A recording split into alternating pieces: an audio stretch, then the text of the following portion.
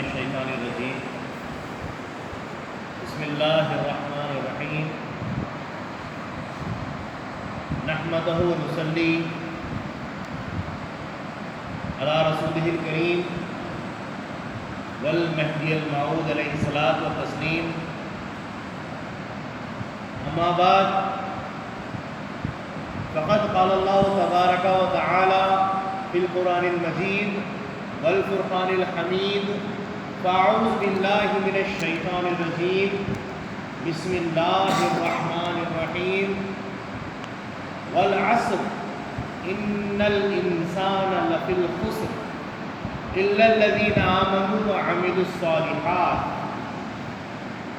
وقال فی مقام آخر ان الصلاة تنہی عن الفحشاء والمنکر وقال رسول اللہ صلی اللہ علیہ وسلم بلغوا انی ولو کان آیہ وقال ایضا لو کان بعدی نبیا لکان عمر بن خطاب رضی اللہ تعالی عنہ.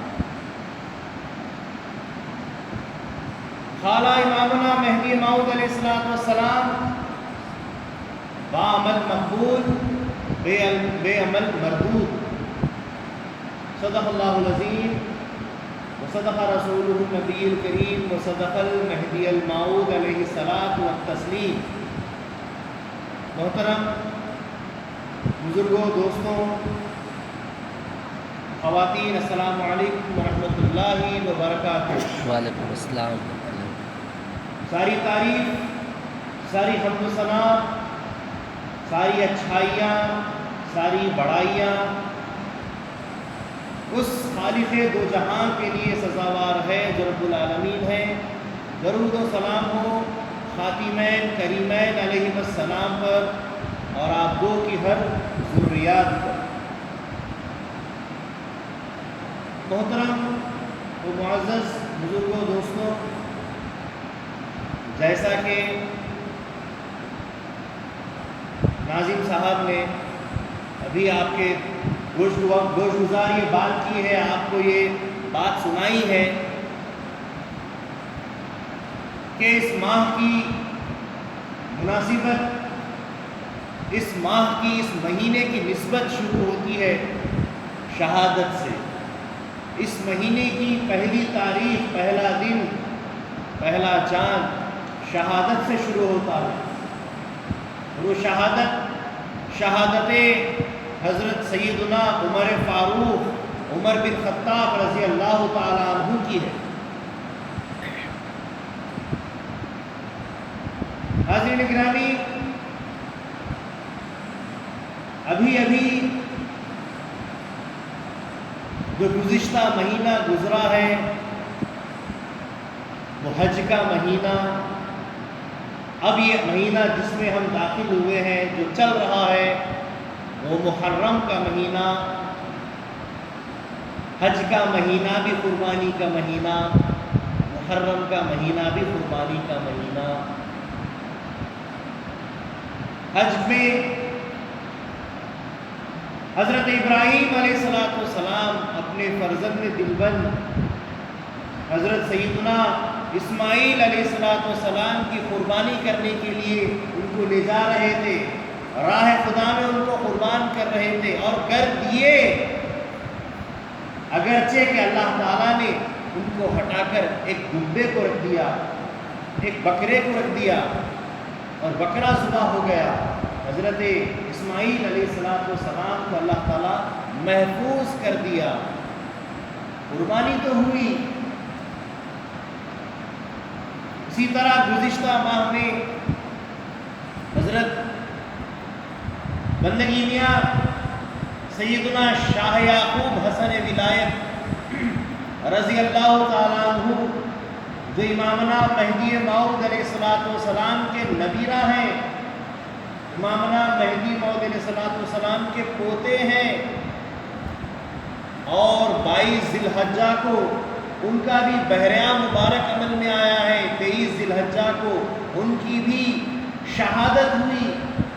آپ کا نام شاہ یعقوب، لیکن آپ کا مقام و مرتبہ ولایت کے حسن آپ کو کہتے ہیں. حسن ولایت یعنی جیسا کہ امام حسن رضی اللہ تعالیٰ عنہ کو زہر دے کر شہید کیا گیا تھا، مہدی موعود علیہ السلام کے اس پوتے کو، اس نبیرہ کو بھی زہر دے کر شہید کیا گیا، اسی لیے ان کو ولایت کے حسن کہا جاتا ہے۔ اب جو مہینہ شروع ہوا ہے، نیا سال جو شروع ہوا ہے، جس کی پہلی تاریخ ہم جو دیکھ رہے ہیں، سیدنا عمر فاروق رضی اللہ تعالیٰ عنہ کی شہادت پہلی تاریخ کو آتی ہے۔ اس کے بعد آگے بڑھتے ہیں، امام حسین رضی اللہ تعالیٰ عنہ کی شہادت عمل میں آتی ہے۔ اس کے بعد آگے بڑھتے ہیں، 14 محرم کو حضرت بندگی میاں سیدنا سید محمود سیدنجی خاتم المرشد رضی اللہ تعالیٰ عنہ حسین ولایت، امام حسین رضی اللہ تعالیٰ عنہ کی شہادت کے ساتھ امام حسین رضی اللہ تعالیٰ عنہ کی ولایت کی بھی شہادت، حضرت سیدنجی خاتم المرشد رضی اللہ تعالیٰ عنہ کی بھی شہادت آتی ہے۔ ہم ابھی سے نہیں، گزشتہ ماہ سے قربانی کرتے آ رہے ہیں۔ یاد رکھیے، بزرگان دین، حضرت نبی مکرم صلی اللہ علیہ وسلم، صحابہ، تابعین، تبع تابعین، تمام بزرگان دین نے ہم کو یہ بات سمجھائی ہے، بتائی ہے، اور اس بات کو سمجھنے کی ضرورت بھی ہے کہ جب کبھی ہم قربانی کرتے ہیں، بکرا ذبح کرتے ہیں، یا کوئی اور جانور اللہ کے راہ میں ہم جب ذبح کرتے ہیں، قربانی کے دن یہ سمجھ کر ذبح کرنا چاہیے، اگر وہاں پر دمبا نہیں آتا تو ہر سال اپنے ایک لڑکے کی قربانی دینی پڑتی، اپنی اولاد کی قربانی دینی پڑتی۔ اگر حضرت اسماعیل علیہ السلام کو اللہ تعالیٰ نہیں ہٹاتا، ہر سال ایک فرزند کی قربانی دینی پڑتی۔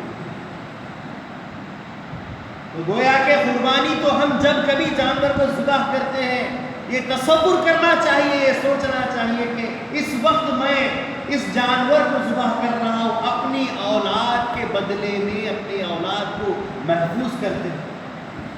سمجھنا چاہیے، اپنے دماغ پر زور ڈالنا چاہیے کہ جو قربانی ہو رہی ہے، اگر یہ نہیں ہوتی تو آج میں اپنے اولاد کو، اپنے بچوں کو ذبح کر دیتا۔ تو قربانی وہاں سے شروع ہو چکی ہے، اور یہ جو قربانی کا سلسلہ، یہ جو شہادت کا سلسلہ، یہ جو خدا کی راہ میں اپنی جان کو دے دینے کا سلسلہ ماہ محرم میں شروع ہوا ہے۔ ایک روایت آپ کو بتاتا چلوں کہ حضرت عبداللہ ابن سلام رضی اللہ تعالیٰ عنہ کون ہے؟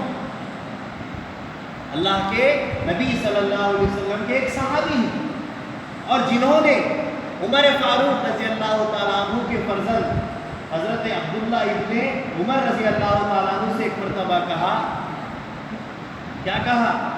اے کفل جہنم کے بیٹے آئیے۔ کیا کہا؟ اے کفل جہنم کے بیٹے آئیے۔ ان کو تعجب ہوا کہ میرے والد عمر فاروق کو یہ کفل جہنم کیوں کہہ رہے ہیں؟ مطلب کفل جہنم مطلب جہنم کا تالا، جہنم کا قفل، یہ میرے والد کو ایسا کیوں کہہ رہے ہیں؟ جا کر اپنے والد کو حضرت عمر فاروق رضی اللہ تعالیٰ عنہ سے کہتے ہیں کہ حضرت عبداللہ ابن سلام نے آپ کو کفل جہنم کہہ کر پکارا۔ حضرت عمر رضی اللہ تعالیٰ عنہ بھی حیران ہو جاتے ہیں کہ مجھے کفل جہنم کیوں کہا جا رہا ہے؟ میرا نام تو عمر بن خطاب ہے، میں خطاب کا بیٹا عمر ہوں، میں عمر فاروق ہوں، مجھے کفل جہنم کیوں کہا گیا؟ آپ گئے، کس کے پاس گئے؟ عبداللہ ابن سلام کے پاس گئے، جا کر پوچھے، کیا پوچھے؟ مجھے آپ کفل جہنم کیوں کہہ رہے ہیں؟ تو عبداللہ ابن سلام کہتے ہیں میں نے اپنے والد سے یہ بات سنی ہے، اور انہوں نے اپنے دادا سے یہ بات سنی ہے، اور انہوں نے اپنے پردادا سے ایک بات سنی ہے۔ اس طریقے سے ہوتے ہوتے ہوتے ہمارا سلسلہ حضرت سیدنا موسیٰ علیہ السلام کے پاس جاتا ہے، اور حضرت موسیٰ علیہ السلام سے ہمارے آبا و اجداد نے ایک بات یہ سنی کہ حضرت نبی اکرم صلی اللہ علیہ وسلم کے زمانے میں ایک ایسا آدمی پیدا ہوگا، ایک ایسا آدمی مسلمان ہوگا، اور جس کی حیات میں اللہ تعالیٰ جہنم کو قفل ڈال دے گا، جہنم کے دروازے بند کر دے گا، جب تک وہ زندہ رہے گا جہنم بند رہے گی، جہنم کے دروازوں کو کھلنے کا حکم نہیں ہوگا، اور اس کا نام عمر ابن خطاب ہوگا۔ جب تک وہ زندہ رہے گا جہنم کے دروازے نہیں کھلیں گے، اور جب اس کا انتقال ہو جائے گا جہنم کے دروازے کھول دیے جائیں گے۔ حضرت عمر فاروق رضی اللہ تعالیٰ عنہ کی شہادت جہنم کے دروازے کو کھول دیتی ہے۔ جب عمر فاروق رضی اللہ تعالیٰ عنہ نے یہ بات سنی کہ مجھے اس وقت سے یاد کیا گیا، تعجب کرنے لگے۔ تو حضرت عمر فاروق رضی اللہ تعالیٰ عنہ جب تک حیات تھے جہنم کے دروازے نہیں کھلے تھے، معاملات بالکل درست تھے، اسلام کا پرچم بہت آرام کے ساتھ، امن کے ساتھ لہرا رہا تھا۔ لیکن جب سے کہ حضرت سیدنا عمر فاروق رضی اللہ تعالیٰ عنہ کی شہادت ہوئی، جہنم کے دروازے کھول دیے گئے، افراتفری کے معاملات ہونے لگے، جھگڑے ہونے لگے، قبیلوں کے جھگڑے ہونے لگے، اور یہ سارے معاملات ہوتے ہوتے یہ فسادات بڑھتے بڑھتے عمر فاروق رضی اللہ تعالیٰ عنہ کی شہادت کے بعد حضرت عثمان غنی رضی اللہ تعالیٰ عنہ کی شہادت، حضرت عثمان غنی رضی اللہ تعالیٰ عنہ کی شہادت کے بعد شہادت کا سلسلہ ہی شروع ہو جاتا ہے۔ حضرت علی رضی اللہ تعالیٰ عنہ کی شہادت، امام حسن کی شہادت، امام حسین کی شہادت۔ حضرت عمر فاروق رضی اللہ تعالیٰ عنہ کی شہادت شہادتوں کی ابتدا ہے۔ حضرت عمر فاروق رضی اللہ تعالیٰ عنہ کی شہادت، قفل جہنم ہٹ گیا، جہنم کے دروازے کھل گئے، فسادی پیدا ہو گئے، شروع ہو گئے، اختلاف کرنے والے پیدا ہو گئے، جھگڑا کرنے والے آ گئے، اور اس کے بعد سے شہادتوں کے سلسلے چلنے لگے۔ حاضرین گرامی،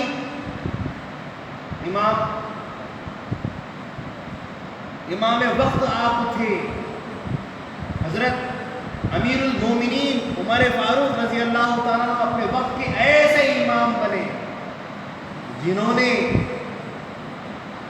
اسلام کو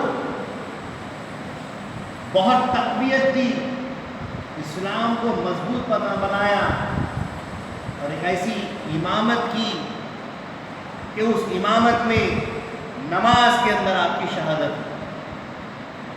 اللہ تعالیٰ نے اپنے کلام پاک میں ارشاد فرمایا، والعصر، قسم ہے مجھے زمانے کی۔ اللہ تعالیٰ زمانے کی قسم کھا رہا ہے، مجھے زمانے کی قسم ہے۔ اللہ تعالیٰ جس چیز کی قسم کھاتا ہے وہ چیز پاک ہوتی ہے، اس چیز کا مقام بلند ہو جاتا ہے۔ جیسا کہ صحابہ نبی پاک صلی اللہ علیہ وسلم کی حقانیت کی، ان کی رسالت کی، ان کی نبوت کی، ان کی سچائی کی قسم کھایا کرتے تھے۔ قسم ہے اس ذات کی جس نے آپ کو نبوت دے کر بھیجا ہے، قسم ہے اس ذات کی جس نے آپ کو رسالت دے کر بھیجا ہے، قسم ہے اس ذات کی جس نے آپ کو سچا بنا کر بھیجا ہے۔ اس طریقے سے قسم کھاتے تو جس چیز کی قسم کھاتے ہیں وہ چیز بہت پاک ہوتی ہے۔ قرآن کی فیصلوں کے اندر، شریعت کے اندر قسم کھلائی جاتی ہے، ماں باپ کی قسم کھلائی جاتی ہے، اللہ کی قسم کھلائی جاتی ہے۔ کیوں؟ کیونکہ اس قسم کے بعد، اس ارادے کے بعد، اس الفاظ کے بعد جو جملہ تمہاری زبان سے نکلتا ہے وہ سراسر حق ہوتا ہے، اس میں کوئی غلطی نہیں رہتی، اس کو قسم بولتے ہیں۔ حاضرین گرامی، اللہ تعالیٰ یہاں پر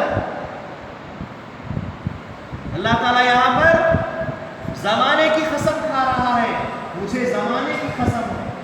ان الانسان لفی الخسر، بے شک سارے کے سارے انسان خسارے میں اور نقصان میں ہیں، سوائے الا الذین آمنوا وعملوا الصالحات، سوائے ان لوگوں کے جو ایمان لائے اور جنہوں نے اچھا عمل کیا۔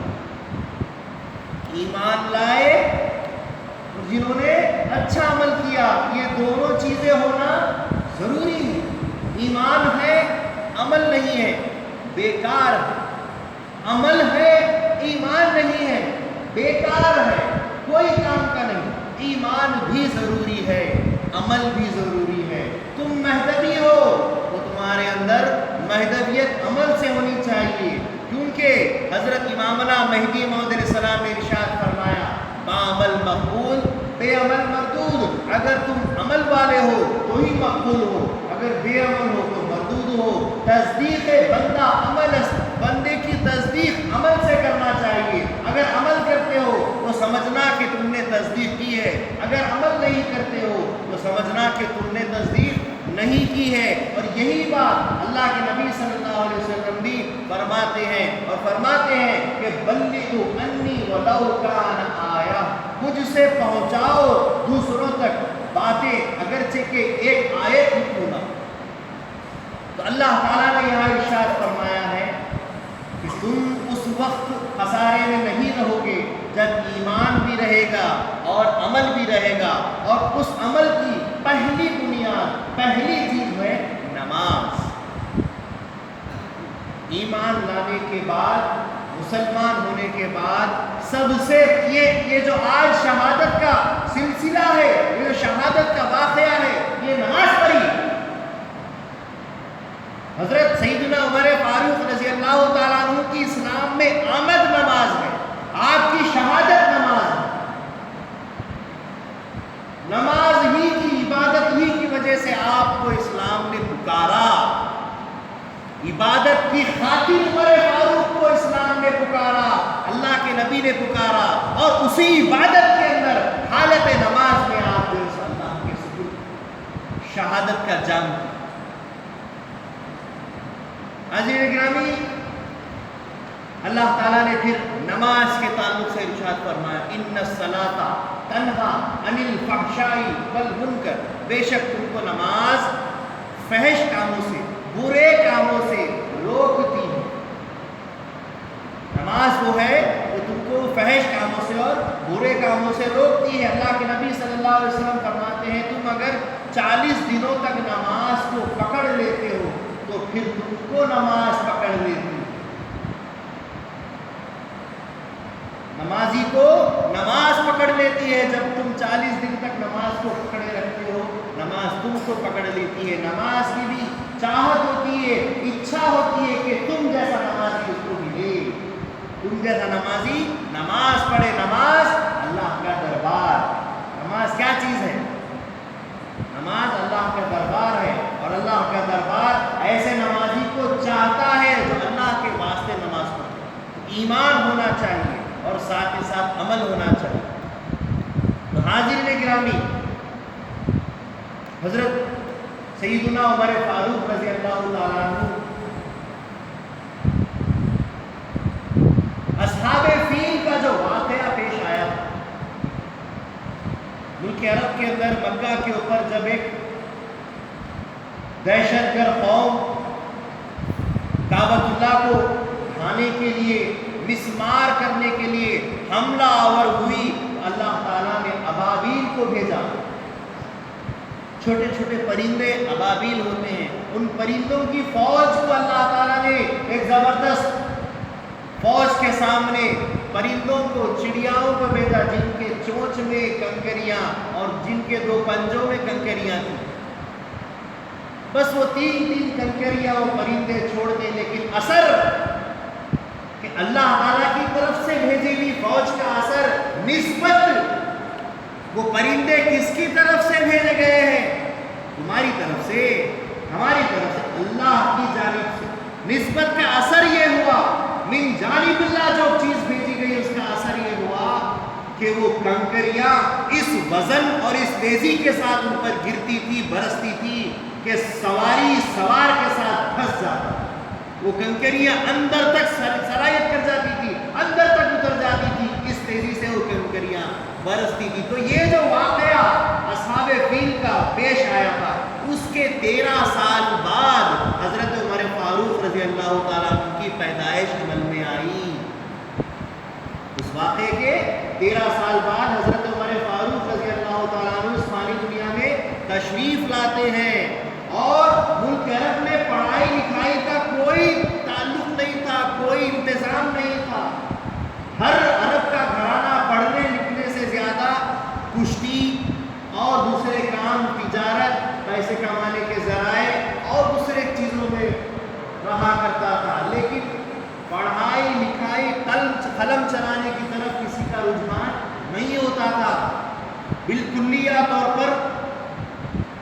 2-3 قبیلوں کے اندر 10 یا 15-20 بچے ایسے ہوتے تھے جو پڑھتے لکھتے تھے، اور ان قبیلوں کے اندر سے ایک بہترین علم چلانے والے شخص حضرت عمر فاروق رضی اللہ تعالیٰ عنہ بنے۔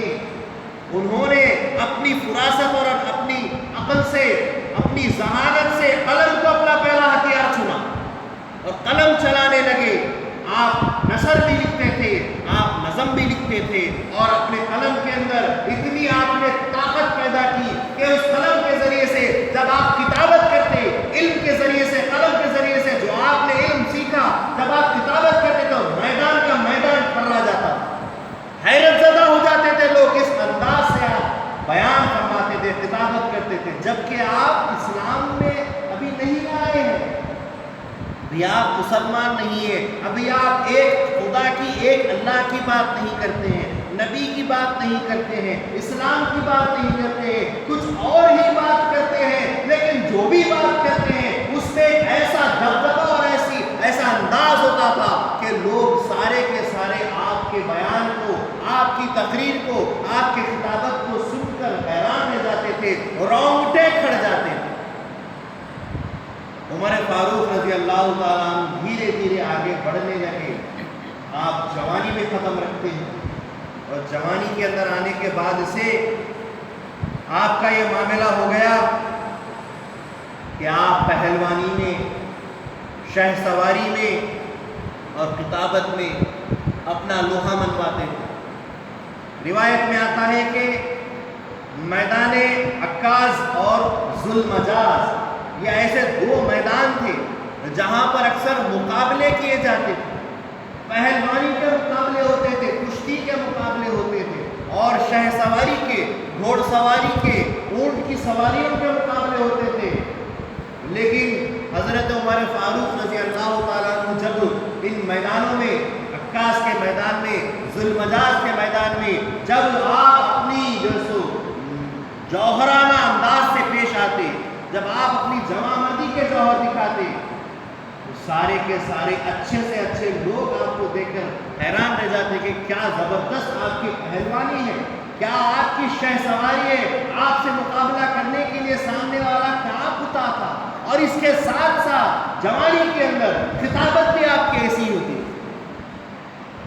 آپ کی خطابت بھی ایسی ہی ہوتی تھی۔ حضرت عمر فاروق رضی اللہ تعالیٰ عنہ نے اسلام کو اپنی امیر المومنین کی حیثیت سے 10 سال دیے ہیں۔ کتنے؟ 10 سال۔ سن 13 ہجری سے 23 ہجری تک آپ خلافت کے منصب پر رہے۔ ان 10 سالوں کے اندر آپ کی خطابت کے تعلق سے میں بول رہا ہوں کہ ان 10 سالوں کے اندر ہر حج کے وقت میں آپ امیر الحج ہوتے تھے، تمام حاجیوں کے سردار بھی بنتے تھے، اور آپ وہاں پر حاجیوں کے لیے ایسا خطاب، ایسا بیان کرتے تھے کہ لوگ زار و قطار ہوتے تھے، ایسا بیان ہوتا تھا۔ اور ہر سال امیر حج بننا، یعنی کہ سارے ان کی رائے ہوتی کہ امیر حج کے آپ ہی بنے۔ کیا مقام ہے، جبکہ کسی کو بھی بنایا جا سکتا۔ آپ امیر المومنین، ایک الگ مقام ہے آپ کی خلافت کا، لیکن حج کے بھی امیر آپ ہی ہو یہ ضروری نہیں ہے، لیکن لوگوں کی خواہش، لوگوں کی تمنا، لوگوں کی آرزو کہ آپ جیسا بہتر خطیب، آپ جیسا بہتر امیر، آپ جیسا بہتر خلیفہ اور حاکم کوئی نہیں ہے، لہذا ہر سال سب کی رائے سے آپ امیر حج بنائے جاتے ہیں۔ اتنا بہترین خطاب ہوتا کہ لوگ زار و قطار ہوتے تھے۔ حضرت عمر فاروق رضی اللہ تعالیٰ عنہ کا مقام و مرتبہ ہے۔ بہرحال اللہ کے نبی صلی اللہ علیہ وسلم نے اپنی نبوت کا اظہار کیا۔ ابو جہل بھی تھا، عمر فاروق رضی اللہ تعالیٰ عنہ بھی تھے۔ انکار کرنے والوں میں نبی پاک صلی اللہ علیہ وسلم کی نبوت کا کھلم کھلا انکار کیا گیا۔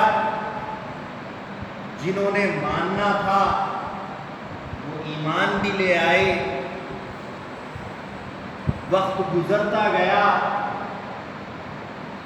لوگ عبادت کرتے تھے، جو مسلمان ہو چکے تھے وہ عبادت کرتے تھے۔ کیسا عبادت کرتے تھے؟ اپنے گھروں میں چھپ کر عبادت کرتے تھے، اپنے حجروں میں چھپ کر عبادت کرتے تھے، علن اعلان لوگوں کے درمیان کفار کے مشرکوں کے سامنے عبادت نہیں کرتے تھے۔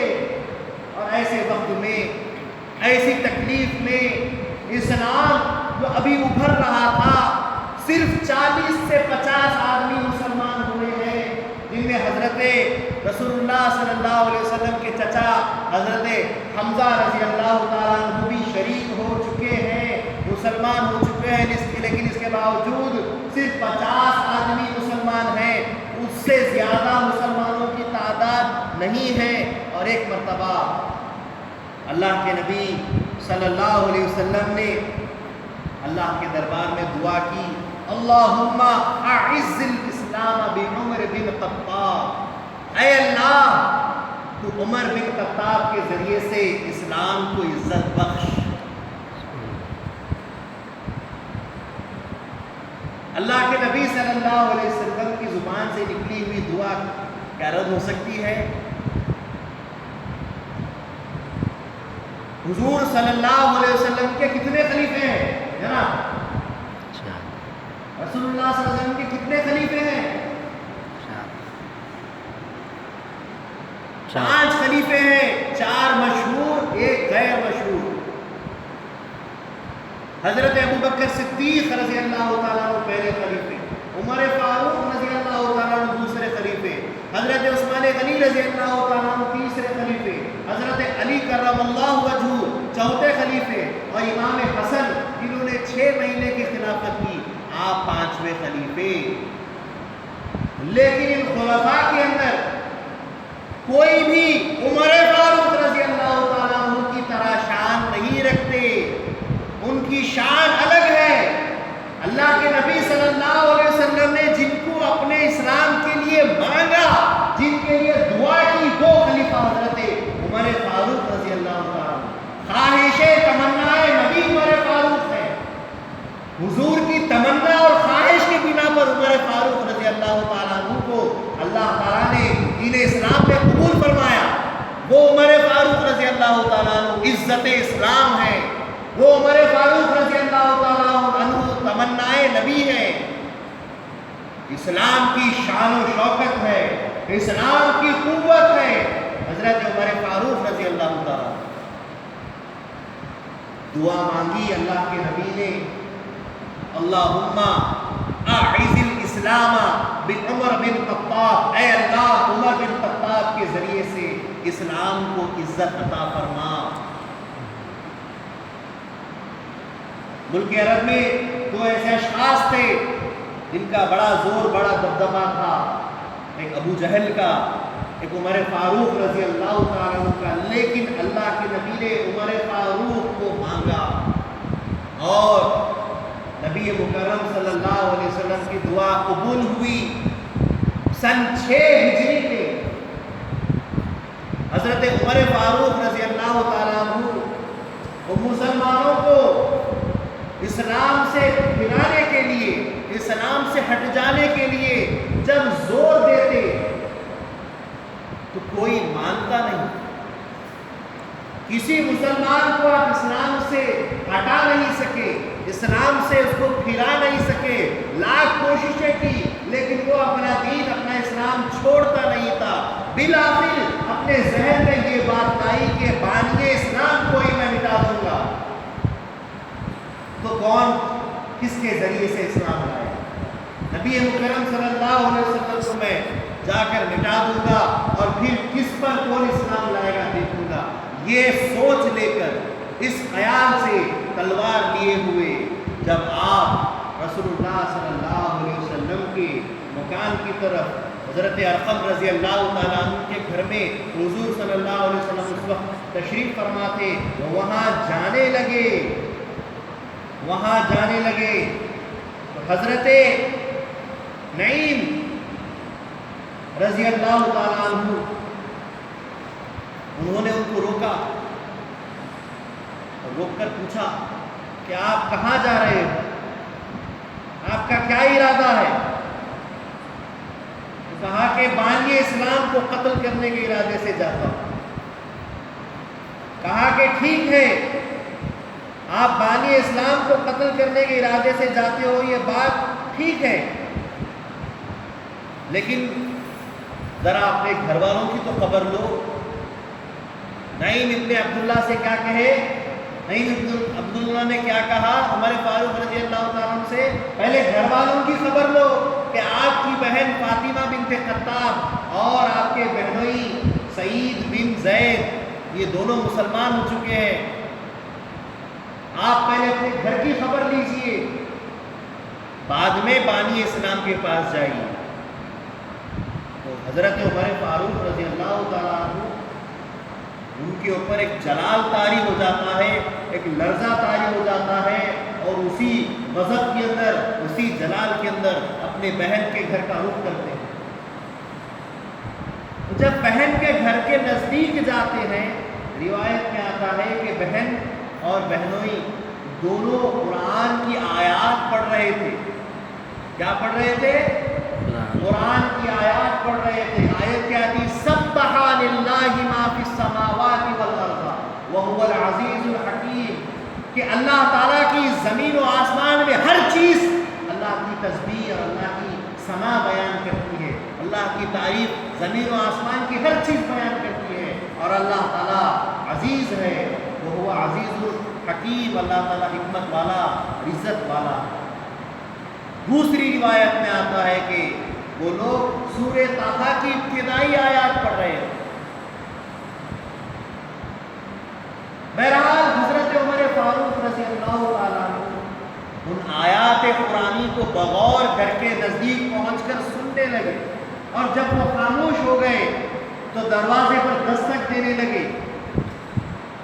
پوچھنے پر جب معلوم ہوا کہ عمر فاروق آئے ہیں اور غضب میں ہیں، تو بہن نے سب سے پہلے قرآن پاک کی آیات کو چھپایا، اور چھپانے کے بعد کچھ دیر کے بعد جب دروازہ کھولا تو عمر فاروق رضی اللہ تعالیٰ عنہ نے سب سے پہلا سوال یہی کیا کہ تم کیا پڑھ رہے تھے؟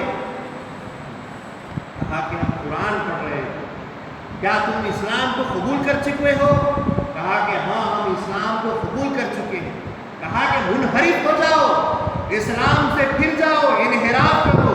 کہا کہ تم جو چاہے کر لو، ہم اسلام سے پھرنے والے نہیں ہیں۔ تو سب سے پہلے بہنوئی کو مارنا شروع کیا کہ کیوں نہیں پھرے گا اسلام سے، کیا میرا خوف اور میرا ڈر نہیں رہا؟ لہٰذا بہنوئی کو مارنا شروع کیا۔ بہنوئی کو اپنے شوہر کو مار کھاتا ہوا دیکھ کر بہن آگے بڑھی اور اپنے بھائی عمر فاروق کو روکنے کے لیے دونوں کے درمیان آ گئی۔ حضرت عمر فاروق رضی اللہ تعالیٰ اتنے جلال میں آ چکے تھے کہ بہنوئی کو مارتے مارتے بہن بیچ میں آ گئی ہے، یہ بھی نہیں دیکھا، بہن کو بھی مارنا شروع کر دیا۔ جب دونوں کو لہو لہان کر دیا، خون میں جو ستر کر دیا، اور اس کے بعد پھر پوچھا وہ کیا پڑھ رہے تھے بتاؤ، وہ کیا پڑھ رہے تھے ایک بار سناؤ۔ کہا کہ ہم نہیں بتائیں گے کہ تم اس کی بے ادبی کرو گے، اس کی توہین کرو گے۔ حضرت عمر فاروق رضی اللہ تعالیٰ عنہ فرماتے ہیں نہیں، میں کوئی اس کی توہین نہیں کروں گا، ایک بار وہ چیز کو تم پڑھ رہے تھے وہ سناؤ۔ عمر فاروق رضی اللہ تعالیٰ عنہ کی اچانک نرمی کو دیکھ کر، آپ کی عاجزی کو دیکھ کر، انہوں نے، ان کی بہن اور بہنوئی نے آیات قرآنی سامنے رکھی اور پڑھ کر سنایا۔ حضرت عمر فاروق رضی اللہ تعالیٰ عنہ نے جو ہی قرآن سنا، آپ کے اوپر ایک ایسا اثر ہوا کہ آپ وہاں سے فوراً نبی مکرم صلی اللہ علیہ وسلم کا راستہ لیے، ان کے مکان کا راستہ لیے، حضرت ارقم کے گھر کا راستہ لیے۔ جب نزدیک پہنچے تو حضرت حمزہ رضی اللہ تعالیٰ عنہ نے دیکھا کہ عمر آ رہے ہیں تلوار لے کر، حضور کو خبر دی۔ اللہ کے نبی صلی اللہ علیہ وسلم نے کہا آنے دو عمر کو، اگر نیک ارادے سے آتا ہے تو آنے دو، ورنہ اس کی تلوار سے میں اس کا قتل کر دوں گا۔ جب عمر فاروق رضی اللہ تعالیٰ عنہ نزدیک آئے، پوچھنے والوں نے جب پوچھا کہ اے عمر، حضرت حمزہ نے پوچھا اے عمر کس ارادے سے آئے؟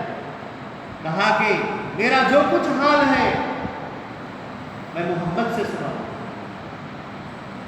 حضور صلی اللہ علیہ وسلم نے ان کی اس آواز کو سن کر، انہوں نے اللہ کے کلام کی آواز سنی تھی عمر نے، اور اللہ کے نبی نے اب عمر کی آواز سنی ہے کہ اس آواز کو، اللہ کے کلام کی آواز کو سن کر ان کا جو مقام و مرتبہ بدل گیا ہے، ان کا مزاج بدل گیا ہے، اور اس کو نبی مکرم صلی اللہ علیہ وسلم نے بآسانی سمجھ لیا ہے، اور سمجھنے کے بعد آپ نے آواز دی اے حضرت حمزہ پھٹ جائیے، عمر کو اندر آنے دیجیے۔ حضرت عمر فاروق رضی اللہ تعالیٰ اندر آئے، اپنی تلوار قدموں میں رکھ دیے اور کہا اشہد انک رسول اللہ، میں گواہی دیتا ہوں کہ آپ اللہ کے رسول ہیں، واشہد ان لا الہ الا اللہ، میں گواہی دیتا ہوں کہ اللہ ایک ہے، اور یہ گواہی دیتا ہوں کہ آپ اللہ کے رسول، اللہ کے نبی ہیں۔ اللہ کے نبی صلی اللہ علیہ وسلم کو اتنی خوشی ہوئی، اتنا جوش آیا کہ حضور صلی اللہ علیہ وسلم نے ایک نعرہ بلند کیا، اللہ اکبر، نعرے تکبیر بلند کیا، اور سارے صحابہ اس گھر کے اندر جمع ہوئے، اور ساروں نے اللہ اکبر کے نعرے بلند کیے۔ میں نے اتنی زیادہ خوشی کہ آج ہم کو اسلام کا ایک ایسا قوت والا شخص مل گیا ہے کہ جس سے اسلام کا پرچم اور بلند ہوگا، جس کو اسلام، جس کے ذریعے سے اسلام کو عزت ملنے والی ہے، عمر فاروق رضی اللہ عنہ۔ اس کے بعد حضرت عمر فاروق رضی اللہ تعالیٰ عنہ نے کہا، چند دن گزرے، کچھ وقت گزرا، آپ نے کہا اے اللہ کے نبی صلی اللہ علیہ وسلم، کیا ہم حق پر ہیں؟ کیا ہم سچے دین اسلام پر ہیں؟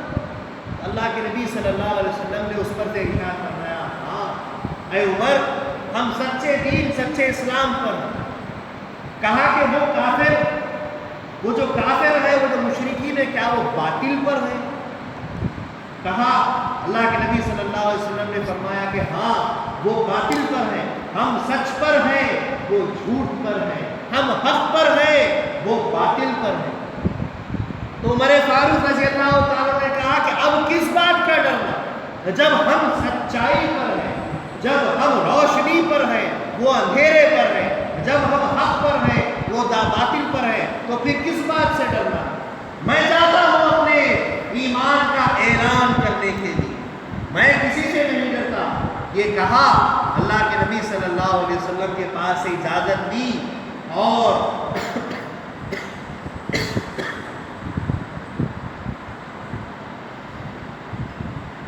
مکہ مکرمہ کے حرم شریف کے اندر داخل ہو گئے۔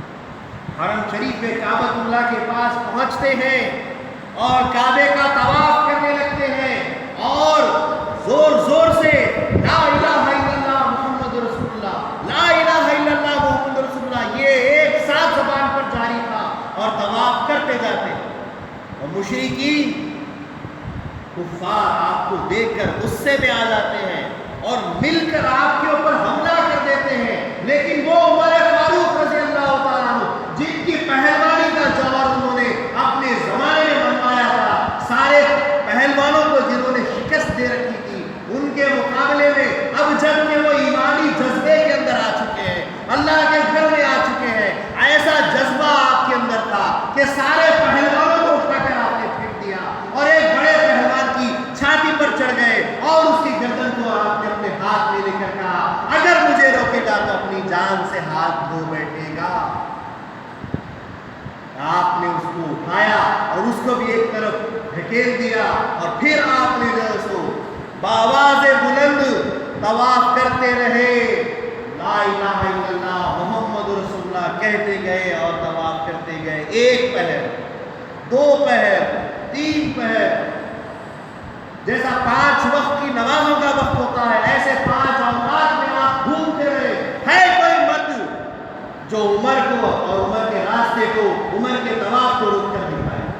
ایسے جذبے کے ساتھ جب آپ طواف کرتے گئے اور کلمہ طیبہ کو بآواز بلند اعلان کے ساتھ پڑھتے گئے، اور کافروں کو، پہلوانوں کو بلاتے گئے، لیکن کسی کی جرت نہیں، جب ایک بار نہیں بارہا ایسا ہو گیا، پھر آپ نے نبی مکرم صلی اللہ علیہ وسلم کے پاس گئے اور جا کر اپنا یہ سارا حال سنایا۔ حضور صلی اللہ علیہ وسلم نے آگے بڑھ کر ان کو اپنے گلے سے لگا دیا اور کہا کہ تم سے اسلام کو عزت ملی ہے عمر، تم کو اسلام سے عزت ملی، اسلام کو تم سے عزت ملی ہے عمر، اور میں بہت خوش ہوں۔ اس پر سے حضرت عمر فاروق رضی اللہ تعالیٰ عنہ عرض کرتے ہیں، یا رسول اللہ آئیے میرے ساتھ چلیے، آپ بھی بآواز بلند طواف کیجیے، آپ بھی عبادت کیجیے، کوئی نہیں روک سکے گا۔ اس طرح سے حضرت عمر فاروق رضی اللہ تعالیٰ عنہ آگے آگے، پیچھے اللہ کے نبی صلی اللہ علیہ وسلم، اور ان کے پیچھے حضرت حمزہ رضی اللہ تعالیٰ عنہ۔ ایسے دو اکابر بڑے بزرگوں کے درمیان اللہ کے نبی صلی اللہ علیہ وسلم نے بآواز بلند اپنے اسلام کا، اپنے کلمہ طیبہ کا اظہار کرتے ہوئے کعبے کا طواف کیا۔ یہ اسلام کو طاقت ہے حضرت عمر فاروق رضی اللہ تعالیٰ عنہ سے۔ ایسا ایمان ہونا چاہیے، یہ ایمان کی ضرورت ہے۔ اے انسانوں، تم خسارے میں ہو سوائے ان لوگوں کے جو ایمان لائے اور جنہوں نے اچھا عمل کیا، ایمان لائے اور اس کے بعد کعبے کا طواف کیا اور ایمان لائے۔ اب نماز کا بھی ذکر آ رہا ہے، اب نماز کا بھی ذکر کرا رہا ہے۔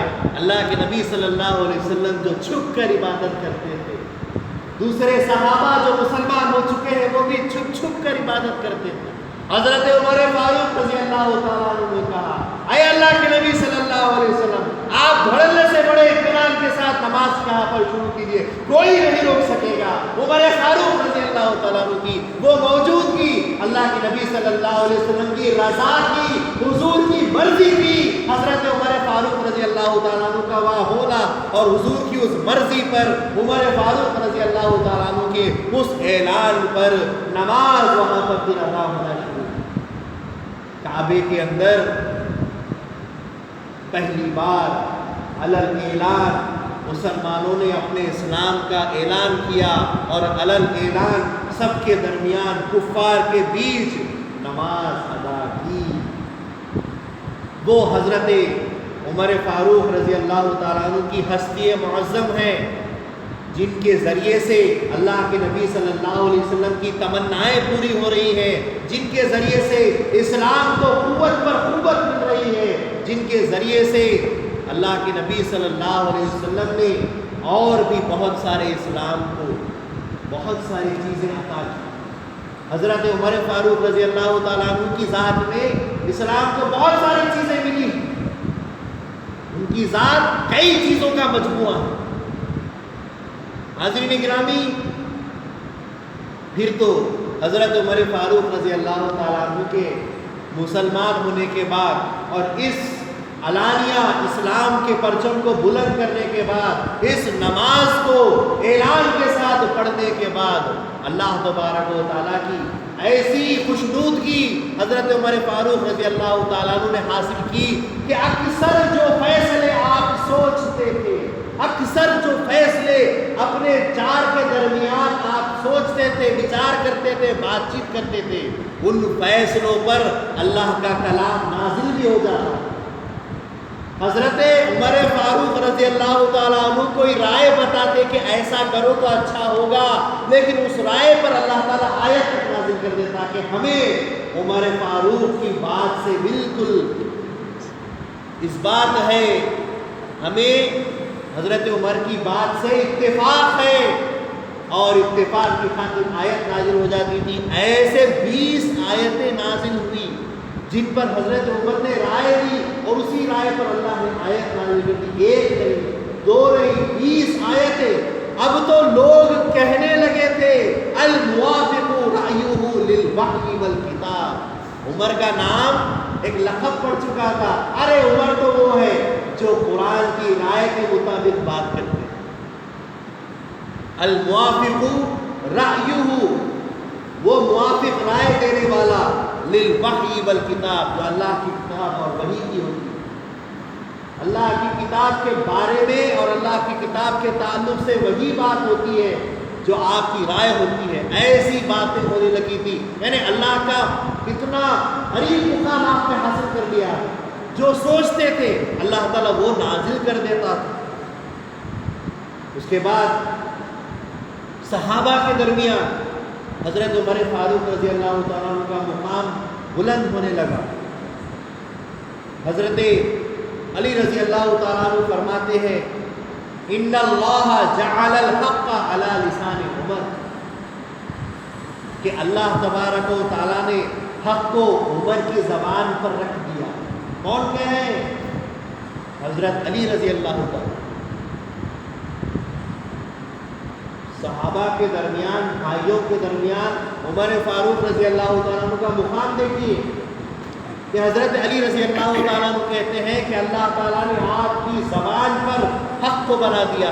ان اللہ جعل الحق علی لسان عمر، اللہ تعالیٰ نے عمر کی زبان پر حق کو رکھا، حق کو بنا رکھا۔ ایک مرتبہ حضرت ابو بکر صدیق رضی اللہ تعالیٰ عنہ تشریف لا رہے ہیں۔ کون ابو بکر صدیق؟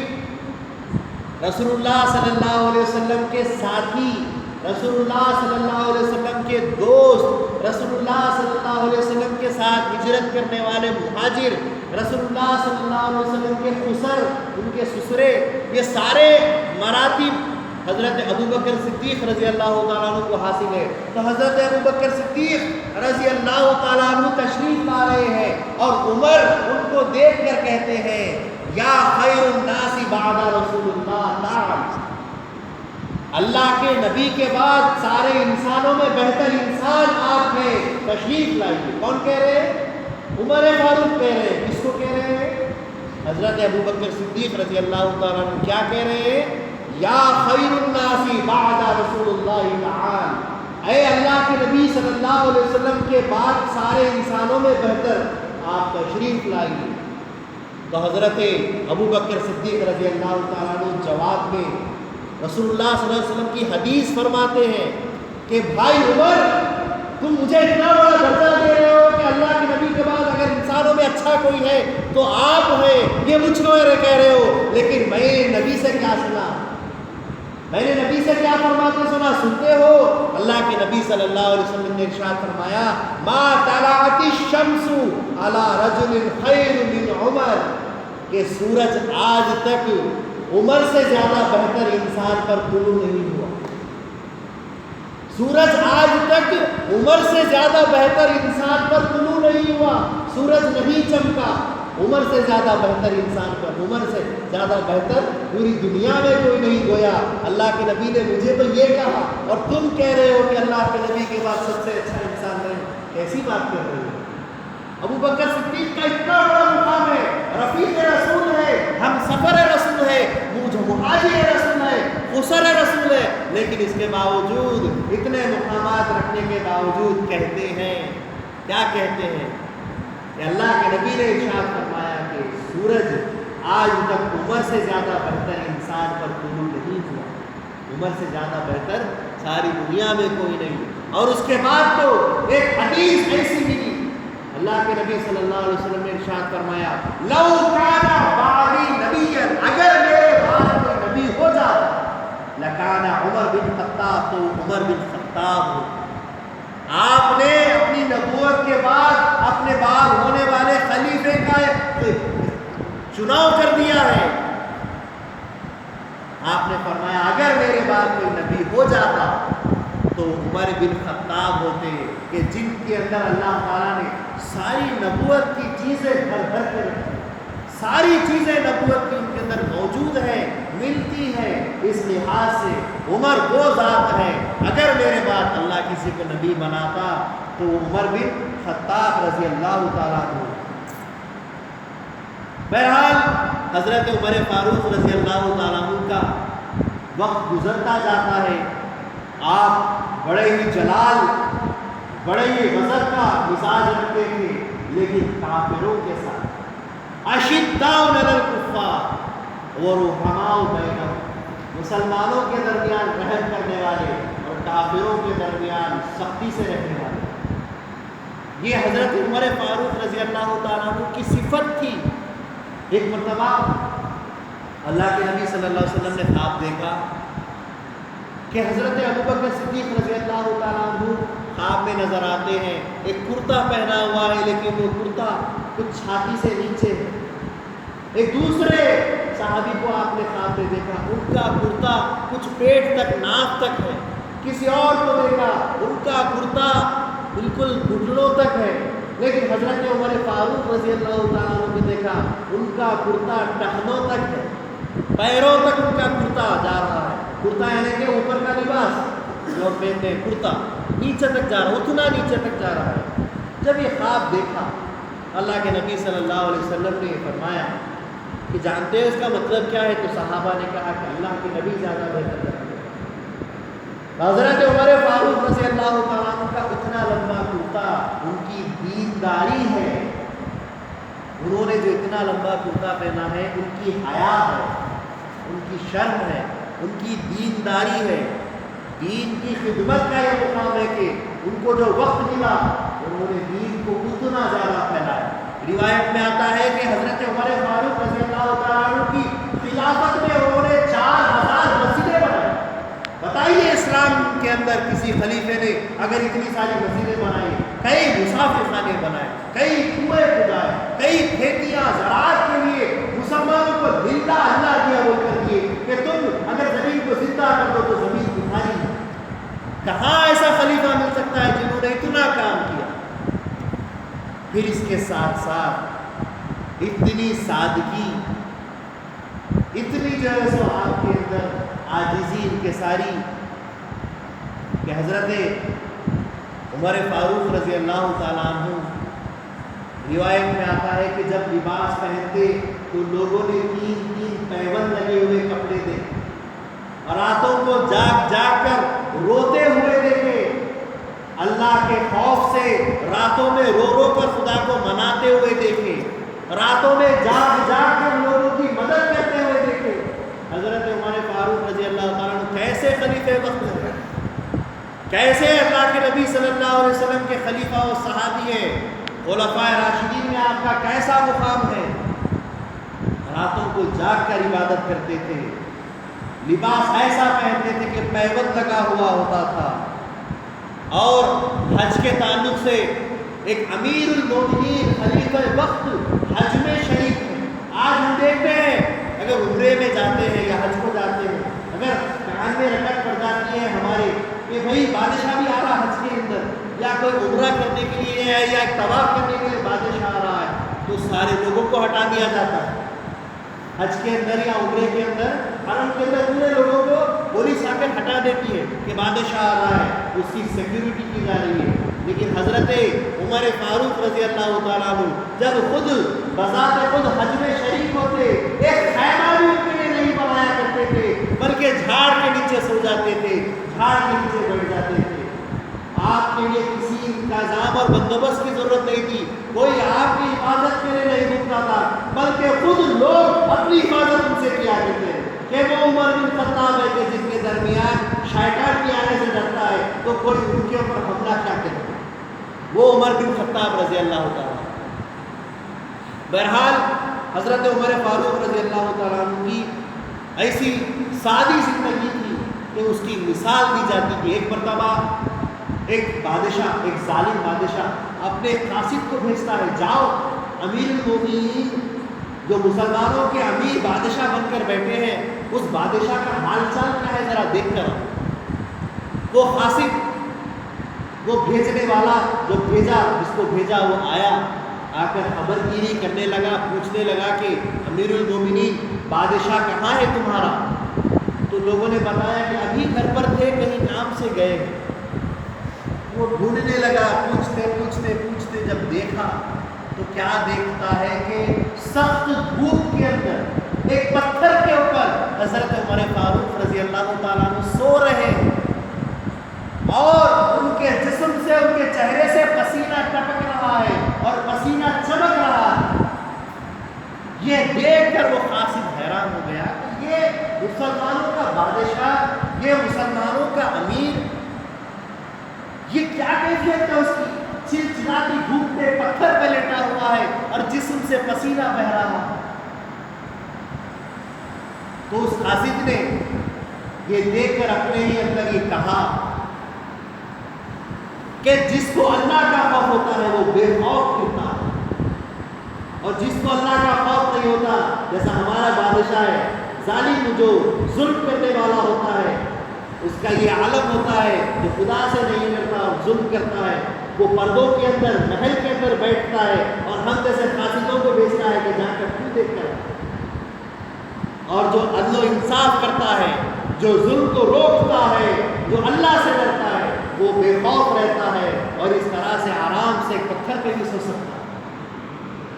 حضرت عمر فاروق رضی اللہ عنہ کی سادگی نے کی، اس کے ساتھ ساتھ حضرت عمر فاروق رضی اللہ تعالیٰ عنہ کا جلال، ان کا غضب، ان کے فیصلے، دین اسلام شریعت کے اندر جتنے بھی فیصلے اب تک کیے گئے ہیں، روایت میں آتا ہے کہ عمر فاروق رضی اللہ تعالیٰ عنہ کی طرح فیصلہ کرنے والا آج تک پیدا نہیں، ایسے بہترین فیصلے دینے والے، شریعت کے اندر اپنے عقل سے بہترین انصاف کرنے والے، آج تک ان کی طرح فراست والا دماغ رکھنے والے کوئی نہیں۔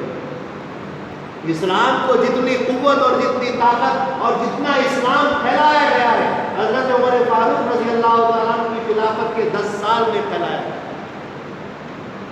حضرت عمر فاروق رضی اللہ تعالیٰ راتوں میں گھومتے تھے کہ کہیں میری خلافت کے دور میں کوئی مجھ سے شکایت کرنے والا نہ رہ جائے۔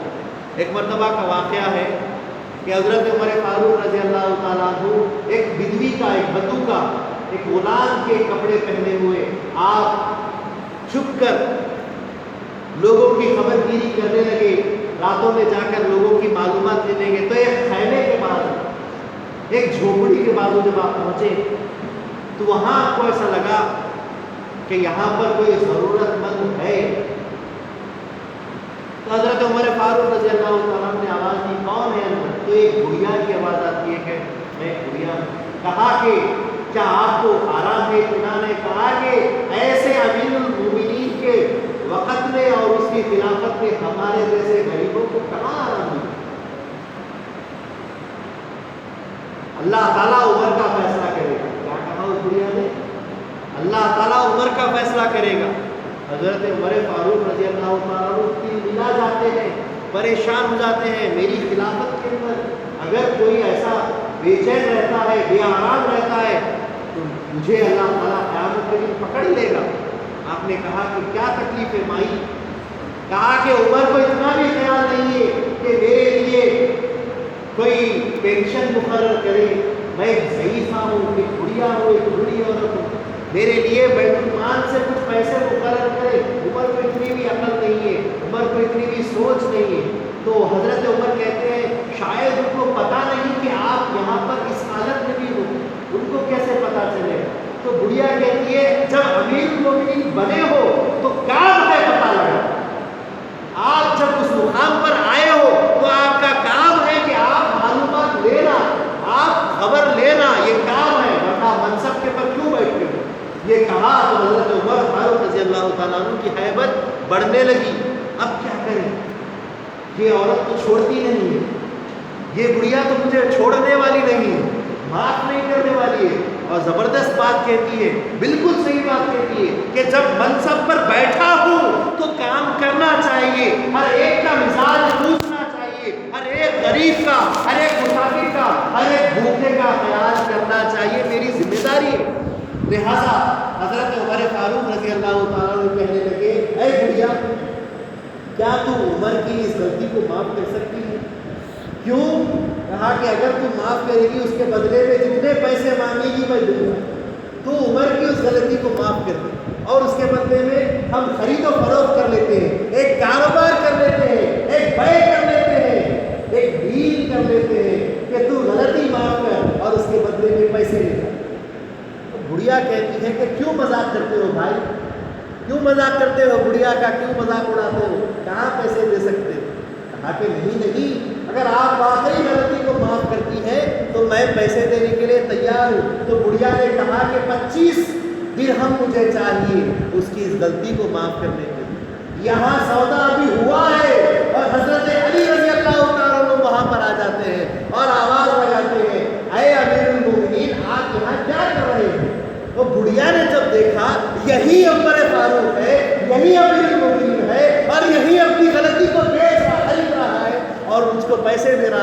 کیا امیر المومنین ہوا، اپنے پیشانی پر ہاتھ مارنے لگی کہ واقعی امیر المومنین خبر گیری کرتے گھومتا ہے۔ آج مجھے پتا چل گیا کہ عمر فاروق کا مقام کیا ہے۔ حضرت عمر فاروق کا مقام کیا ہے؟ جب منصب پر فائز ہو تو کام کرنا چاہیے۔ یہ حضرت عمر فاروق رضی اللہ عنہ کا مقام ہے، اپنے لوگوں کا خیال کرنا چاہیے۔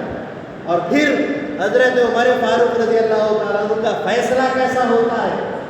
اپنے تعلق سے اپنے آپ کو سزا دینے کے لیے آپ نے جو اس کا جرمانہ دینا چاہا، لیکن جب دین پر، جب اسلام پر، اللہ کے نبی صلی اللہ علیہ وسلم پر جب کوئی سوال کرتا ہے، جیسا کہ میدان جنگ میں نبی پاک صلی اللہ علیہ وسلم موجود ہیں اور ایسے میں ایک کافر آپ کی تلوار کی زد میں آ جاتا ہے اور عمر سے بچنے کے لیے وہ کافر کہنے لگا لا الہ الا اللہ محمد رسول اللہ، لا الہ الا اللہ محمد رسول اللہ۔ حضرت عمر نے ایک نہیں سنی اور تلوار سے گردن اڑا دی۔ حضرت رسول اللہ موجود ہے، اللہ کے نبی صلی اللہ علیہ وسلم نے فرمایا اے عمر تم نے کیا کیا کہ تم نے اس نے اسلام کا کلمہ پڑھا ہے اس کے باوجود بھی اس کی گردن اڑا دی، یہ تم نے اچھا نہیں کیا۔ تو حضرت عمر کہنے لگے یہ اپنی جان کو بچانے کے لیے ایسا کر رہا تھا، یہ سچے میں آپ کا ایمان نہیں لاتا تھا، اسلام پر ایمان نہیں لاتا تھا، آپ کے اوپر ایمان نہیں لاتا تھا۔ تو حضرت رسول مقبول صلی اللہ علیہ وسلم فرماتے ہیں عمر کیا تم نے اس کے دل میں جھانک کر دیکھا تھا کہ وہ سچ بولتا تھا کہ جھوٹ بولتا تھا؟ آپ کے اس فیصلے پر، آپ کے اس مذہب کے فیصلے پر اللہ کے نبی صلی اللہ علیہ وسلم خفا ہو گئے، کئی دن تک بات نہیں کی۔ تو عمر فاروق رضی اللہ تعالیٰ عنہ دیگر دوسرے بھائیوں سے، صحابہ سے منوانے کے لیے بھیجتے تھے کہ حضور کو بولو کہ مجھے معاف کر دیں، مجھ سے غلطی ہو گئی مجھے معاف کر دیں۔ اللہ کے نبی صلی اللہ علیہ وسلم پر سفارشوں پہ سفارش لگاتے جاتے۔ اس کے بعد اللہ کے نبی صلی اللہ علیہ وسلم نے فرمایا کہ میں نے ان کو معاف کر دیا۔ اس کے بعد حضرت عمر فاروق رضی اللہ تعالیٰ عنہ کافی وقت تک، اللہ کے نبی صلی اللہ علیہ وسلم کی حیات تک آپ نے ایسے زوراور کام نہیں کیے، لیکن جب کبھی اسلام کے خلاف یا اللہ کے نبی کے خلاف بات آئی آپ نے پھر تلوار سے بات کی۔ جیسا کہ ایک مرتبہ کا واقعہ، ایک مسلمان اور ایک یہودی کے درمیان ایک جھڑپ ہو جاتی ہے، کسی معاملے پہ جھگڑا ہو جاتا ہے تو فیصلہ کرنے کے لیے یہودی اللہ کے نبی کے پاس لے جاتا ہے کہ تمہارے نبی سے ہی فیصلہ کرنا ہے۔ یہودی کا اور مسلمان کا اتفاق ہو جاتا ہے، جاتے ہیں اور حضور کے سامنے سارے معاملے کو پیش کرتے ہیں۔ اللہ کے نبی صلی اللہ علیہ وسلم فیصلہ یہودی کے حق میں کر دیتے ہیں۔ مسلمان کو بڑا برا لگتا ہے اور وہ سوچتا ہے میں عمر کے پاس جاؤں گا، عمر کافروں سے سخت رہتے ہیں، کافروں کو چھوڑیں گے نہیں اور فیصلہ میرے حق میں ہو جائے گا۔ حضرت عمر رضی اللہ تعالیٰ عنہ کے پاس یہ دونوں گئے، یہودی بھی ہے وہ مسلمان بھی ہے، اور پھر اس کے بعد جانے کے بعد مسلمان نے کہا کہ میں نے فیصلہ کرانے کے لیے حضرت رسول پاک صلی اللہ علیہ وسلم کے پاس جانا چاہا، لیکن انہوں نے فیصلہ اس یہودی کے حق میں کر دیا، تو آپ بہتر فیصلہ کر سکتے ہیں، یہ مجھے پتا ہے، لہذا آپ صحیح فیصلہ کیجیے۔ تو حضور صلی اللہ علیہ وسلم کے پاس جا کے آنے کے بعد یہ دونوں یہاں پھر فیصلہ میرے پاس کرانے کے لیے آئے ہیں۔ تو عمر فاروق رضی اللہ تعالیٰ عنہ نے کہا ٹھہرو میں ابھی جا کر آتا ہوں۔ آپ اندر گئے، اندر سے تلوار لائے اور اس مسلمان کی گردن پر تلوار رکھے۔ یہ فرماتے ہیں کہ جس کو نبی کا فیصلہ منظور نہیں ہے، عمر کا فیصلہ عمر نہیں، عمر کی تلوار کرتی ہے اور آپ نے اس کا سر قلم کر دیا۔ جس نے اللہ اور اللہ کے نبی کو نہیں مانا اور ان کے فیصلے کو ٹھکرایا، عمر کیا فیصلہ کرے گا؟ اس کا عمر کی تلوار اس کا فیصلہ کرتی ہے۔ اور اسی وجہ سے حضرت عمر فاروق رضی اللہ تعالیٰ عنہ جس وقت اللہ کے نبی صلی اللہ علیہ وسلم کا وصال ہوا، آپ تلوار کھینچ کر ڈھونڈنے لگے اپنے جلال کے اندر، کون کہتا ہے کہ آج محمد کا انتقال ہو گیا؟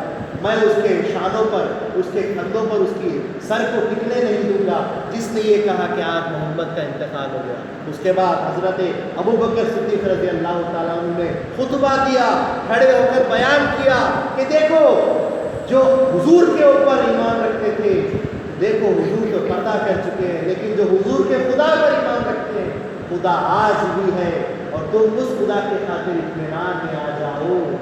اس کے بعد جا کے حضرت عمر فاروق رضی اللہ تعالیٰ عنہ اطمینان میں آتے ہیں۔ لیکن اس کے باوجود حضرت عمر فاروق رضی اللہ تعالیٰ عنہ جب کبھی اسلام پر بات ہوتی ہے تو آپ کا فیصلہ تلوار سے اور تیزی سے ہوتا ہے، اور جب خود پر بات ہوتی ہے تو آپ ہر چیز کو سہنے کے لیے تیار ہو جاتے ہیں۔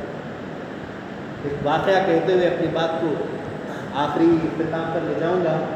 ایک مرتبہ نماز کی بات ہو رہی ہے، حضرت عمر فاروق رضی اللہ تعالیٰ عنہ بے حد محبت نماز سے کرتے، اور اس نماز کے خاطر آپ دیگر ساری چیزوں کو چھوڑ دیا کرتے، جیسا کہ حضور صلی اللہ علیہ وسلم کو دیکھا کرتے تھے کہ نازا ہوتی تو رشتہ داروں کو، اپنے قریب تر گھر والوں کو چھوڑ کر آپ ایسے چلے جاتے جیسے ان سے کوئی رشتہ ہے ہی نہیں۔ اللہ سے ایسا رشتہ ہر ایک کا ہونا چاہیے۔ تو حضرت عمر فاروق رضی اللہ تعالیٰ عنہ کے زمانے میں روایت میں آتا ہے کہ ایک بڑھیا اپنے گھر کے لیے کچھ اناج پانی لے جا رہی تھی، اور اس میں کچھ تیل وغیرہ بھی تھا۔ جب لے جانے لگی تو راستے میں اس کے ہاتھ سے تیل گر گیا، تو تیل گر جانے پر وہ بڑھیا بہت رونے لگی۔ حضرت عمر فاروق رضی اللہ تعالیٰ عنہ وہاں پہنچ جاتے ہیں۔ اس کے بعد بڑھیا کو روتے ہوئے دیکھتے ہیں اور کہتے ہیں کہ اے مائی کیوں روتی ہے؟ کہا کہ میرا تیل گر گیا ہے، ضائع ہو گیا۔ کہا کہ اب تو ختم ہو گیا، کوئی بات نہیں، تو دوسرا تیل لے لے۔ نہیں، یہ میری محنت کا تیل ہے، میں نے بڑی محنت سے یہ تیل حاصل کیا تھا، مجھے تو یہی تیل چاہیے۔ تو حضرت عمر فاروق رضی اللہ تعالیٰ عنہ زمین سے کہتے ہیں اے زمین اس بڑھیا کا تیل دے دے۔ تو زمین کہتی ہے اے عمر فاروق میں وہ زمین ہوں جہاں پر کسی کا بس نہیں چلتا، یہاں جب آ جاتا ہے کوئی یہاں پر کسی کا بس نہیں چلتا، ہم پر تمہاری حکومت نہیں چلے گی۔ حضرت عمر فاروق رضی اللہ تعالیٰ عنہ کیا فرماتے ہیں، غور سے سنیے، اے زمین تیل دیتی ہے کہ نہیں، ورنہ تیرے اندر ایک بے نمازی کو دفن کر دوں گا۔ کیا فرماتے ہیں؟ ایک بے نمازی کو تیرے اندر دفن کر دوں گا۔ تو زمین گھبرا گئی، تھرا گئی، اور اپنی حیرانی کو، اپنی پریشانی کو ظاہر کرتے ہوئے واپس تیل برتن میں ڈال دیتی ہے۔ زمین بھی جس پر کسی خلیفہ رسول کا وقت بس نہیں چلتا، وہ زمین بھی بے نمازی سے ڈرتی ہے۔ آپ کو غور کرنا چاہیے کہ آپ نماز اگر چھوڑ دیتے ہیں، اللہ کے گھر کو چھوڑ دیتے ہیں، گویا کہ زمین بھی آپ کو قبول نہیں کرتی۔ وہ زمین جس سے آپ بنے ہو، جس کا آپ ایک حصہ ہو، مٹی کا پتلا ہو، لیکن وہ زمین بھی آپ کو قبول کرنے سے ڈرتی ہے، بے نمازیوں کو قبول نہیں کرتی۔ حضرت عمر فاروق رضی اللہ تعالیٰ عنہ ایسے اللہ تبارک و تعالیٰ کے مقرب بندے تھے کہ آپ کی بات کو زمین بیکار نہیں کرتی۔ نہر نیل کا واقعہ ہے کہ مصر کے اندر نہر نیل، جس کو نائل کہتے ہیں آج انگریزی زبان میں، سب سے بڑی نہر جو بہتی ہے مصر کے اندر، ایجپٹ کے اندر، وہ اکثر ہر سال رک جاتی تھی بہنا، اور روایت میں آتا ہے لوگ وہاں کے کہتے ہیں کہ جب تک ایک کنواری جوان لڑکی کو اس میں نہیں ڈالا جاتا وہ نہر پھر شروع نہیں ہوتی۔ یہ بات وہاں کے گورنر کو پتہ چلی، وہاں کے گورنر نے خط لکھ کر حضرت عمر فاروق کو مدینہ منورہ میں یہ بات پہنچائی کہ یہاں پر ایک ندی ہے جس کو نہر نیل کہا جاتا ہے، اور اس کی یہ درگشا ہے کہ یہاں پر ندی بند ہو جاتی ہے، اور ایک کنواری لڑکی کو جب اس میں دفنایا جاتا ہے تو پھر ندی چالو ہوتی ہے۔ حضرت عمر فاروق رضی اللہ تعالیٰ عنہ نے گورنر کو ایک خط لکھا اور ندی کو ایک خط لکھا، اور گورنر سے کہا کہ یہ خط لے جا کر ندی میں ڈال دو۔ جیسے ہی گورنر نے خط لے جا کر ندی میں ڈالا، ندی بہنا شروع ہو گئی۔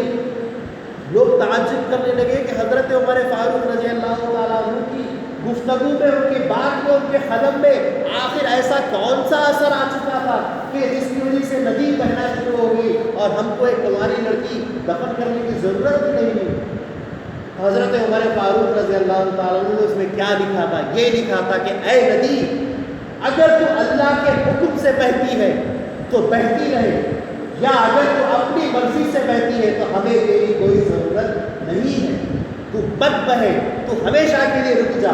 اگر تو اپنی مرضی سے بہتی ہے، اگر تو اللہ کے حکم سے بہتی ہے تو اللہ کے حکم سے جاری ہو جا۔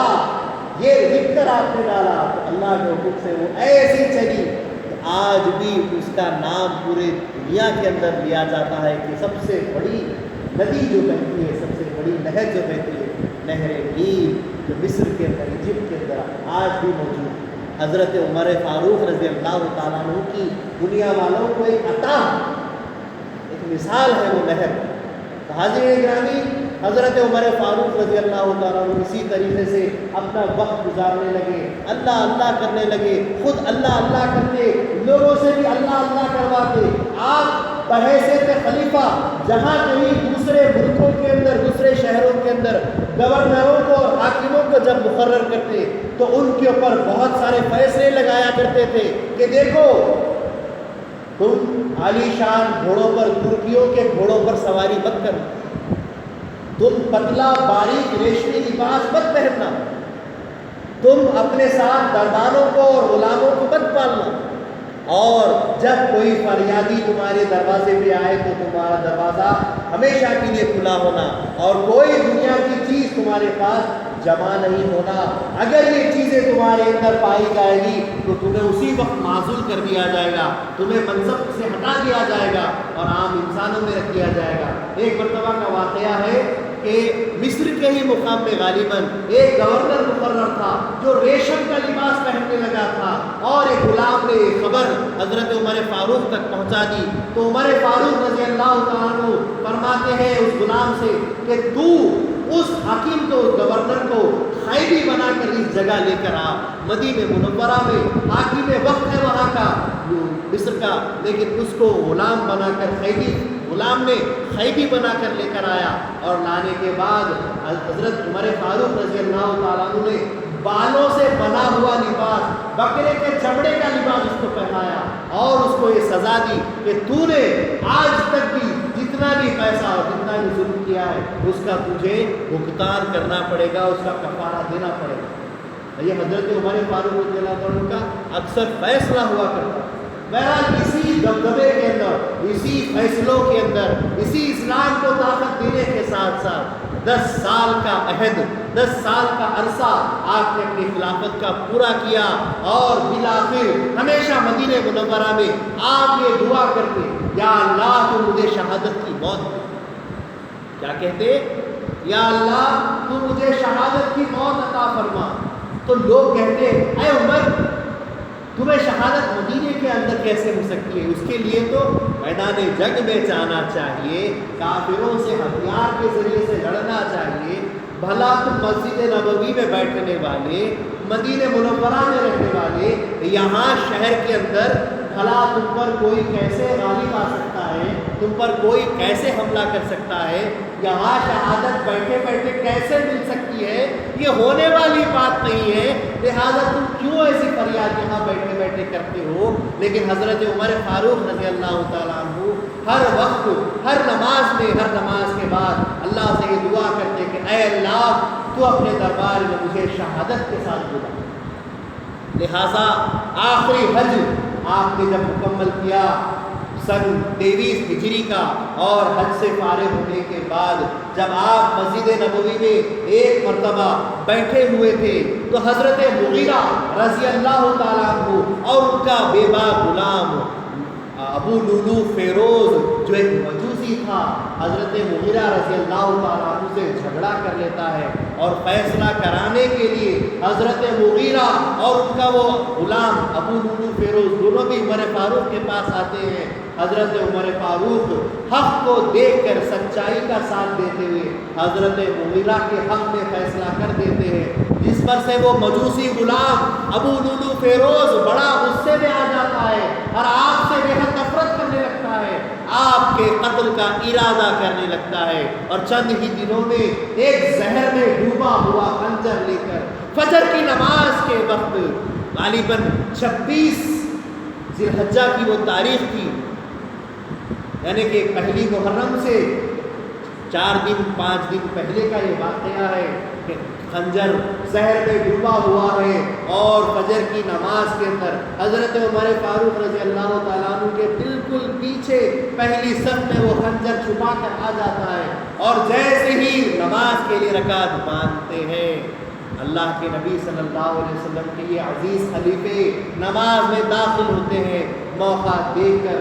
خنجر سے وار پر وار کرتا ہوا 6 ایسے زخم آپ کے پیٹ پر اور کاندھے پر کر دیتا ہے کہ حضرت عمر فاروق رضی اللہ تعالیٰ عنہ اپنے آپ کو سنبھال نہیں پاتے ہیں، اور جب صحابہ کے درمیان یہ چیز ہوتی ہے اس کو پکڑنے کے لیے لپکتے ہیں تو 12 صحابہ کو اور زخمی کرتا ہوا وہ فرار ہونے لگتا ہے، تو ایک صحابی اس کو چادر میں ڈال کر جب لپیٹتے ہیں تو دیکھتا ہے کہ اب میں پھنس چکا ہوں، اپنے ہی خنجر سے اپنے پیٹ پر وار کر کے وہ اپنے آپ کو قتل کر لیتا ہے، خودکشی کر لیتا ہے۔ حضرت عمر فاروق رضی اللہ تعالیٰ عنہ جنہوں نے اللہ سے دعا کی تھی کہ یا اللہ مجھے اپنے دربار میں، نماز کیا ہے؟ اللہ کا دربار ہے۔ حضرت عمر فاروق رضی اللہ تعالیٰ عنہ کی فریاد کہ یا اللہ تو مجھے اپنے دربار میں شہادت کی موت دے، اور وہ دعا قبول ہونے کے لیے آئی۔ حضرت عمر فاروق رضی اللہ تعالیٰ عنہ کو جب کہا کہ آپ چڑھیے، آرام کیجیے، اب آپ کے لیے یہاں رکنا مناسب نہیں ہے، خون بہت بہہ رہا ہے، لیکن حضرت عمر فاروق کیا عرض کرتے ہیں، کیا فرماتے ہیں؟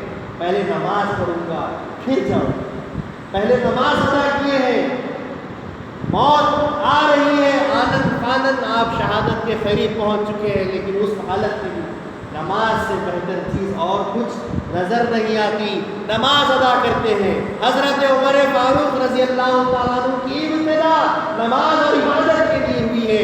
حضرت عمر فاروق رضی اللہ تعالیٰ عنہ کی شہادت ان کی زندگی کی انتہا نماز ہوئی ہے، اور اس نماز کے واسطے آپ نے جو ہے سو اپنے زخموں کو نہیں دیکھا، نماز ادا کی، اور پھر انہی زخموں کو سہتے ہوئے 1 محرم کو آپ نے جام شہادت کیا۔ اپنے آپ کو جب آپ تکلیف میں تھے، شہادت کے قریب آ رہے تھے، سب سے پہلے اپنے بیٹے کو آپ نے بلایا اور ان کو وصیت نصیحت کرنے لگے۔ کیا وصیت کی؟ اے میرے بیٹے، سب سے پہلی چیز جو میں یہ کہتا ہوں کہ مجھ پر اگر کسی کا قرض ہے تو ادا کر دو، بتاؤ مجھ پر کتنا قرض ہے؟ حضرت عمر فاروق رضی اللہ تعالیٰ عنہ سے بیٹے کہتے ہیں کہ 80,000 درہم آپ کے اوپر قرض ہے۔